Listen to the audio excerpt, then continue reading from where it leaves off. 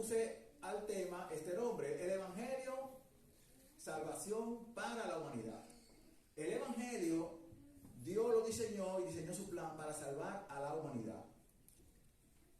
Ahora yo creo que nosotros veamos y vamos a entender lo que hizo Dios. En Génesis 2, 21 y 22 dice: entonces Jehová Dios hizo caer sueño profundo sobre Adán, y mientras éste dormía, tomó una de sus costillas y cerró la carne en su lugar. Y de la costilla que Jehová Dios tomó del hombre, hizo una mujer y la trajo al hombre. Nosotros podemos ver aquí que Dios crea al hombre y del hombre saca una costilla, cierra su herida, y de ahí forma Dios entonces a la mujer. Ahora vamos a ver qué nos dice el apóstol Pablo, que nos va a confirmar esto. En Hechos 17:26 dice: y de una sangre, ¿de cuánta? De una sangre. ¿Sabe quién es esa sangre, verdad? De Adán. Ha hecho todo el linaje de los hombres, para que habiten sobre toda la faz de la tierra, y les ha prefijado el orden de los tiempos y los límites de su habitación. Aquí el apóstol nos dice que de una sola sangre ha venido toda la humanidad. Todos nosotros, todos los que estamos aquí, venimos de una sola sangre, venimos de Adán. Ya vimos que cuando Dios creó al hombre, de Adán sacó a la mujer, y de esa unión entonces venimos toda la humanidad. Ahora también él dice ahí que prefijado el orden de los tiempos, Dios ha prefijado el orden de los tiempos, todos los eventos que van a pasar, Dios lo ha prefijado a la humanidad, y los límites de su habitación. Nosotros no podemos vivir en otro planeta, aunque los científicos dicen que encontraron un planeta que es semejante a la Tierra. Los límites de nuestra habitación es este planeta. Vamos a ver esta imagen que dice que la fuente de la humanidad es Adán. De Adán vimos que Dios saca la costilla y hace a Eva, y de la unión de ellos dos venimos nosotros. ¿Qué pasa entonces cuando la fuente peca? Cuando Adán peca, el pecado de Adán es transmitido a toda la humanidad sin excepción.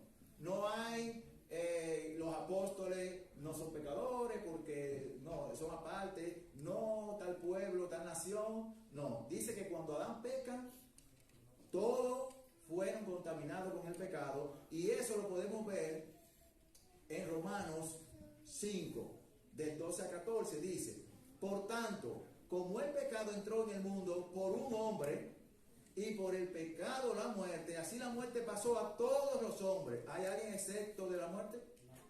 Dice aquí que la muerte pasó a todos los hombres, por cuanto todos pecaron.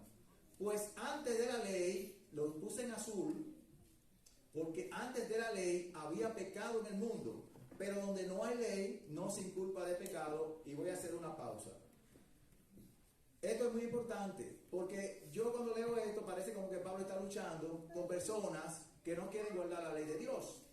Pero Pablo está diciendo aquí que antes de la ley, ¿a qué se está refiriendo? Antes de que la ley fuera dada en el Sinaí a Moisés, dice aquí, ya había pecado en el mundo. Porque donde no hay pecado, entonces nadie puede culparme de pecado. Si no existiera una ley que me culpa, nadie puede decir que es pecador. Porque entonces, si no hay ley, ¿de qué me van a acusar? Si no hubiera una ley de tránsito, un semáforo en rojo, yo me voy, ningún policía me puede decir: mire, ven acá, usted se pasó en rojo, pero no hay semáforo ahí. Yo no me pasé en rojo, no me puede culpar, ¿verdad? Pero si hay, sí me puede culpar si me paso. Vamos a ver qué nos dice entonces, 1 Juan 3:4. Dice que todo aquel que comete pecado infringe también la ley, pues el pecado es infracción de la ley. Lo que quiere decir que cuando nosotros leemos en las Escrituras que un querubín que se quiso ser semejante a Dios en el cielo pecó, quiere decir entonces que él quebrantó una ley. Porque si él pecó, quebrantó una ley. Y él pecó antes de que Dios creara al hombre, ¿verdad? Ahora vamos a ver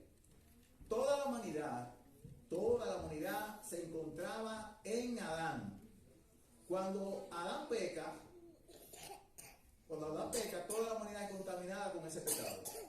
Y esta realidad se conoce como el principio de solidaridad. O sea, que el pecado de Adán afectó a toda la humanidad. Toda la humanidad fue afectada por el pecado de Adán.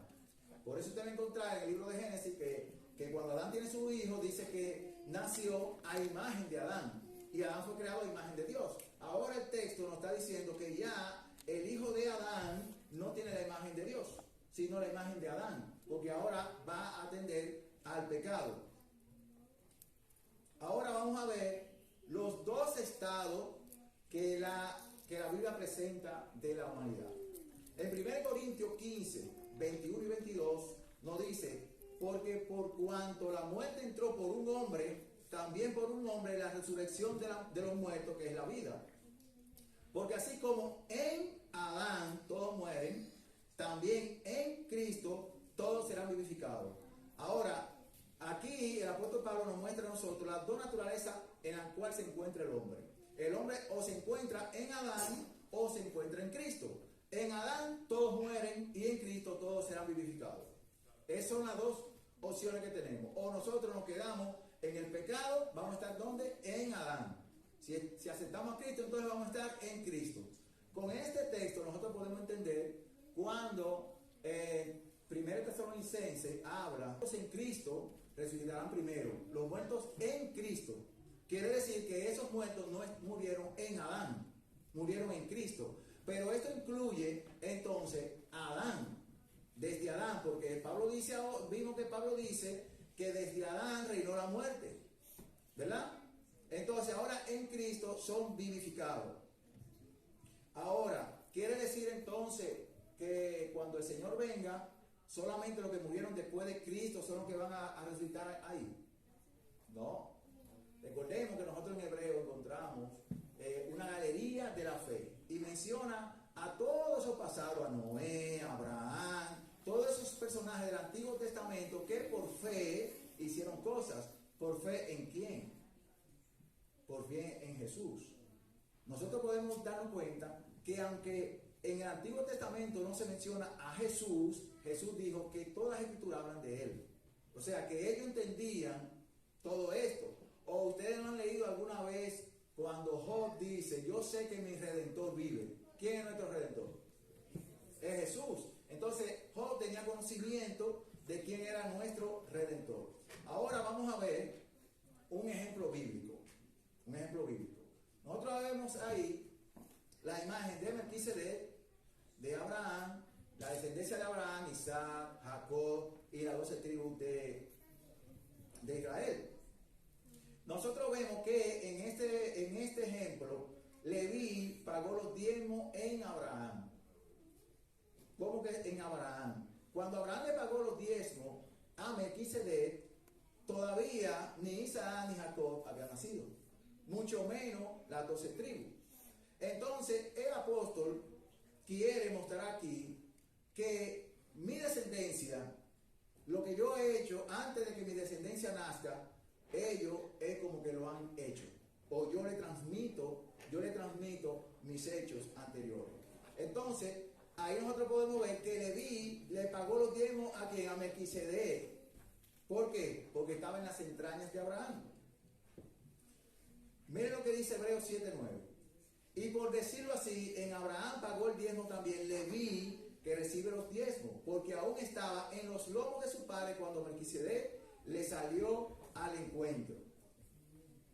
Ahora, siguiendo el mismo principio, el Evangelio establece que Dios reconcilia a toda la humanidad en Cristo, revirtiendo lo que Adán hizo. Entonces ahora, ¿qué Dios para resolver el problema del pecado tiene que hacer? Bueno, ahora, si toda la humanidad está en Adán, tiene que revertir el proceso ahora, pero ahora lo tiene que poner en Cristo. Ahora Cristo, Adán fue desobediente, todo el desobediente está en Adán. Pero ahora, cuando Cristo obedeció, ahora nosotros no vamos a andar desobedeciendo, ahora también debemos obedecer para nosotros estar en Cristo. Si nosotros estamos en desobediencia, estamos en Adán. Y si estamos en obediencia, estamos en Cristo.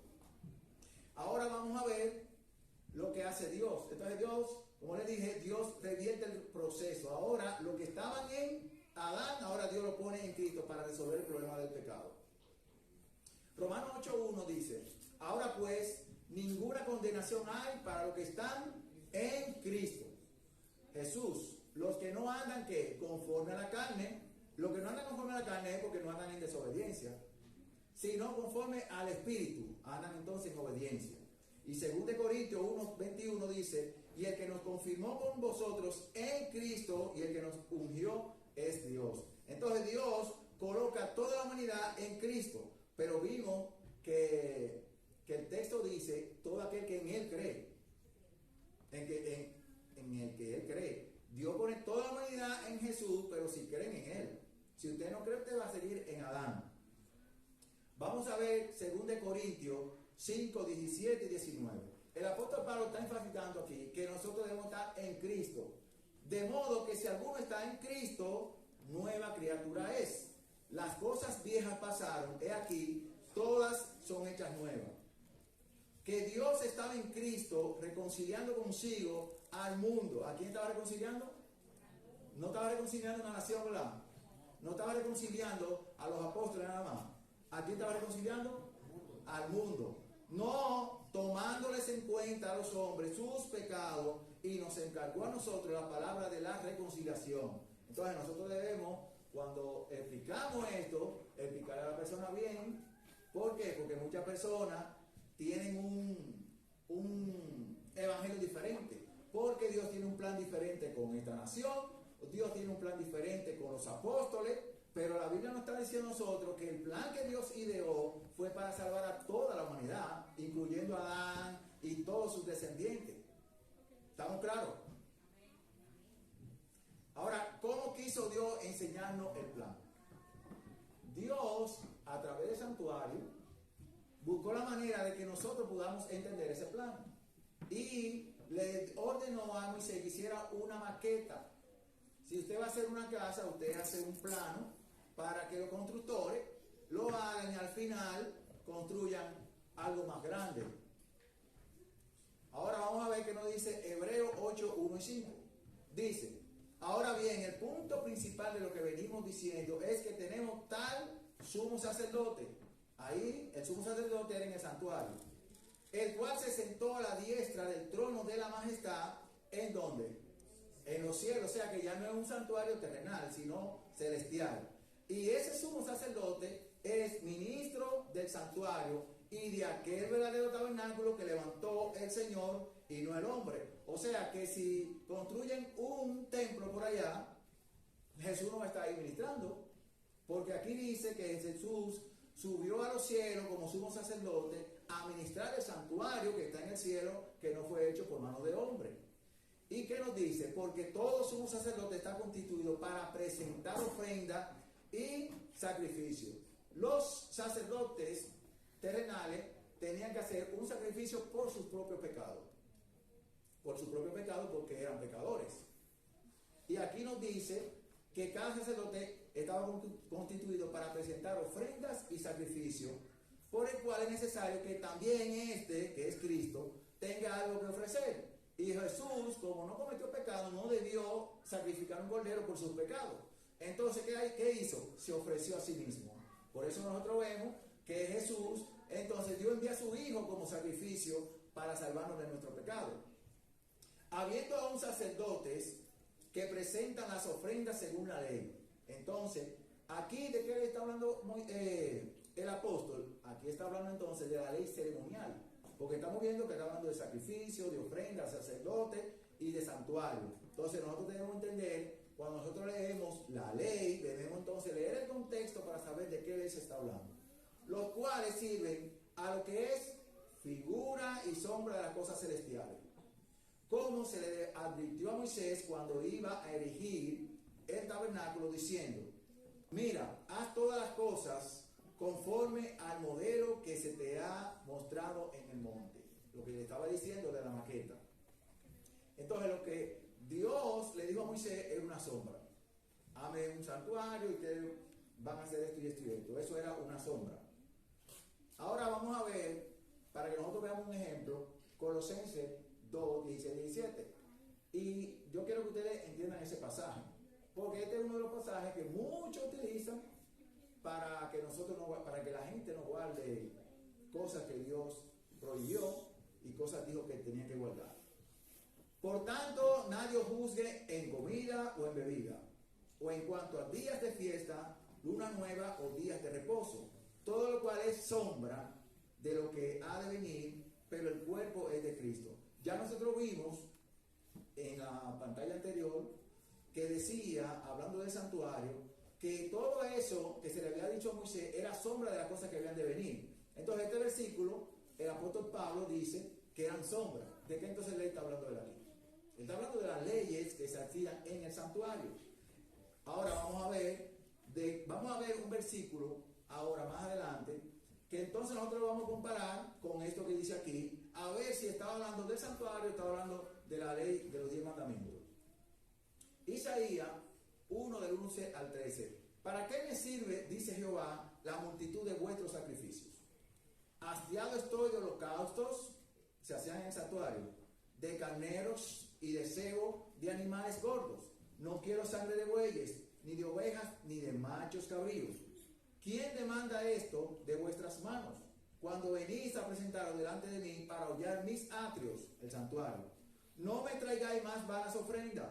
El incienso me es abominación. Está hablando todo del santuario. Ahora miren las palabras que el apóstol Pablo dijo allá.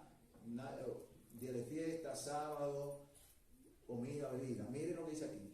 Luna nueva, que lo menciona el apóstol Pablo en Colosenses 2:16. Y días de reposo, que lo menciona allá. El convocar asamblea, no lo puedo sufrir. Son iniquidad vuestras fiestas solemnes. Entonces, cuando Pablo está hablando en Colosenses 2:16, está hablando del santuario, la fiesta que se hacía en el santuario. Los sacerdotes, cuando sacrificaban el cordero, tenían que comer la carne. También había sacrificio en el cual el oferente también tenía que comerle la carne. Entonces, el apóstol Pablo está hablando aquí de esas cosas que tenían que hacer en el santuario.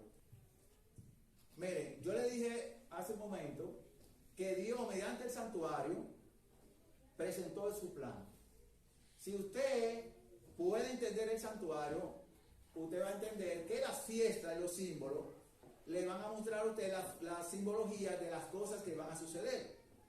En el santuario y su fiesta, había una fiesta que se llamaba la Pascua. La Pascua era una profecía de la crucifixión de Jesús. Y usted puede encontrar eso en Juan 19:23, donde Jesús es crucificado. Había una fiesta que se llamaba la fiesta de los panes sin levadura, que también era del santuario. Eso mostraba simbólicamente la sepultura de Jesús. Y usted lo puede encontrar en Juan 19:40. Había otra fiesta del santuario que se llamaban las primicias. La primicia representaba la resurrección de Jesús con los santos. No podemos dejar fuera a los santos que resucitaron cuando Jesús resucitó. Por eso le marqué ahí Mateo 27, 52 y 53, porque ahí en ese capítulo y versículo dice que muchas tumbas fueron abiertas cuando Jesucristo murió y resucitaron cuando Jesús resucitó. Esas son las primicias. Ahora, la cuarta fiesta que se hacía en el año era el Pentecostés. Y fue el derramamiento del Espíritu Santo que representaba. Y usted lo encuentra en Hechos 2, 1 y 2. En este punto de esta fiesta, todo lo que pasa en el cielo se va a mostrar aquí en la tierra. Ya Jesús, después que resucita y asciende al cielo, ahora las fiestas que vienen después de la primicia son todas fiestas que se van a hacer en el cielo, pero se van a mostrar aquí en la tierra. Por eso en el Pentecostés ya Jesús no está en la tierra, sino está en el cielo. Y el Espíritu Santo es derramado a la tierra mostrando algo que está haciendo Jesús allá. Entonces Jesús fue aceptado en el cielo. ¿Y cuál fue la demostración terrenal de que fue aceptado? El derramamiento del Espíritu Santo. Ahora, después del Pentecostés se celebraban las trompetas. ¿Cuándo se celebran las trompetas? Bueno, el libro de Levítico nos dice a nosotros que se celebraba 10 días antes del día de expiación. Pero ¿cuándo se cumplió entonces esto? En Apocalipsis, en el capítulo 10, nosotros podemos ver el cumplimiento de la fiesta de las trompetas, que es el movimiento milerista que estaba anunciando que venía el día del juicio.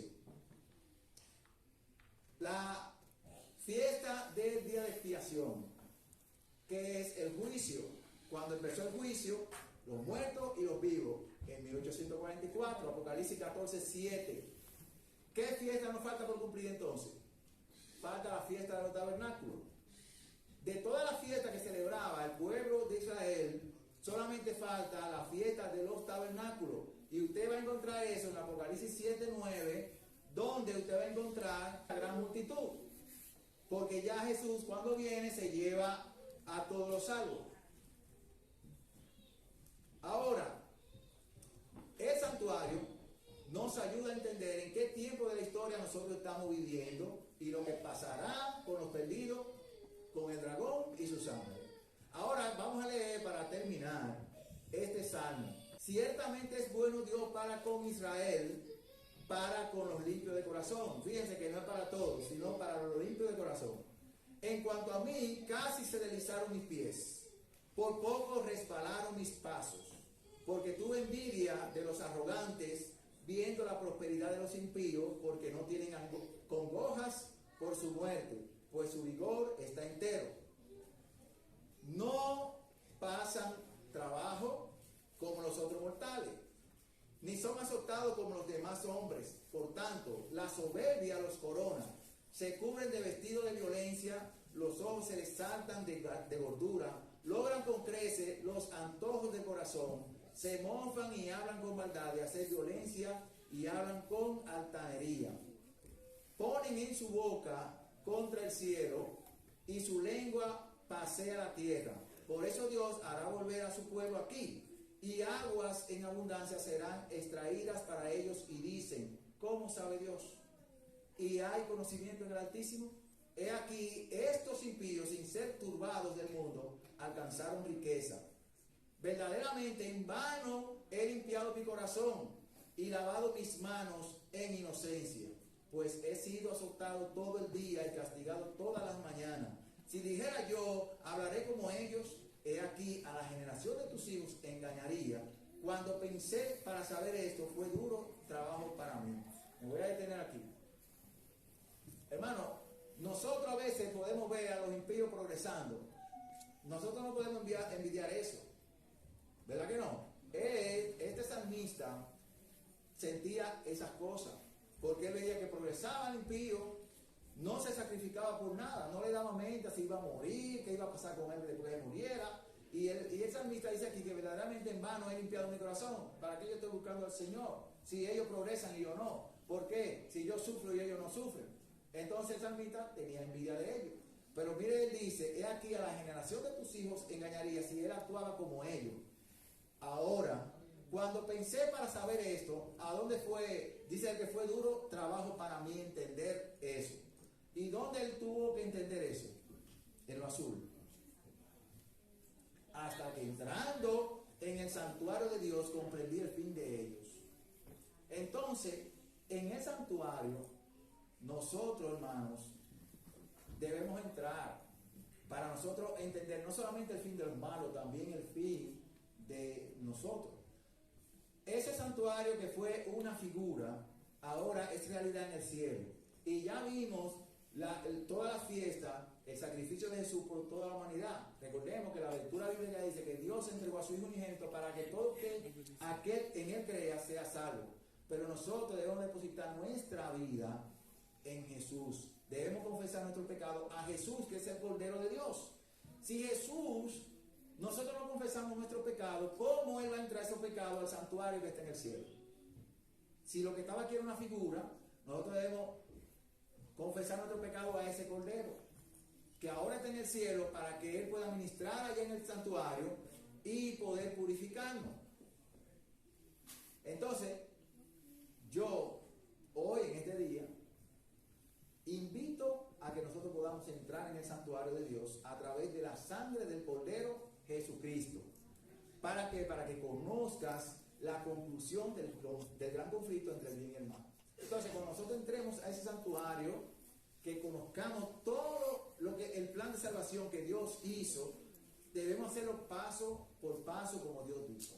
La justificación fuera del santuario, en el atrio, la santificación en el lugar santo y la redención en el lugar santísimo. Ahí están los pasos para la salvación. Entonces nosotros debemos entender todos estos pasos y, como le digo, le invito a que usted entre al santuario para que el Señor Jesús pueda expiar nuestro pecado y poder llegar a la salvación. Que el Señor le bendiga.